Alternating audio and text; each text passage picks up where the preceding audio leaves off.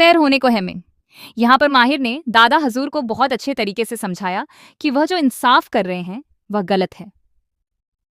कुरान में जो लिखा हुआ है उसके खिलाफ आप जा रहे हैं। माहिर कहता है कि अगर कुरान में यह लिखा है कि सबको पढ़ाई करने की इजाजत है तो इसका मतलब औरतों को भी यह अधिकार है। यहाँ पर माहिर एक एक बात पर गौर करता है और दादा हजूर को समझाता है कि उन्होंने कौसर बेगम के साथ जो किया वह भी गलत था।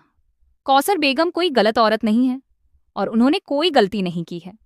माहिर यह भी कहता है कि परवेज झूठ बोल रहा है क्योंकि वह कौसर बेगम को पानी की टंकी में डुबोकर मारना चाहता था। उस समय मैं वहीं मौजूद था और उनकी हालत बेहद गंभीर हो गई थी। इसके बाद माहिर दादा हजूर से कहता है कि कल वह सबके सामने उनसे मिलेगा। जब सभी लोग इकट्ठा होंगे तब वह उनसे खुलकर बहस करेगा। माहिर दादा हजूर को इतनी अच्छी तरह से समझाता है कि आखिरकार उन्हें अपनी गलती का एहसास हो जाता है। माहिर कहता है कि वह सब कुछ छोड़कर जा रहा है, लेकिन दादा हजूर उससे विनती करते हैं कि वह ऐसा ना करे। वह कहते हैं कि अगर माहिर चला गया तो इस कौम को कौन संभालेगा। दादा हजूर अपनी गलती स्वीकार करते हुए कहते हैं कि उन्होंने कौसर और सेहर दोनों के साथ गलत किया है। वह वादा करते हैं कि कल सब लोगों के सामने माफी मांगेंगे और कौसर व सेहर को नई आज़ादी दिलाएंगे। ये सारी बातें हुस्ना भी सुन रही होती है। दादा हजूर माहिर से कहते हैं कि वह उन्हें छोड़कर न जाए।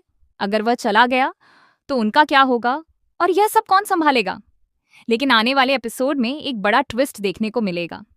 दादा हजूर की मौत हो जाएगी और उनकी मौत का इल्जाम किसी और पर नहीं बल्कि सेहर और उसकी मां पर लगाया जाएगा। इसके बाद पूरी भीड़ दोनों के पीछे पड़ जाएगी और उन्हें मारने के लिए दौड़ेगी।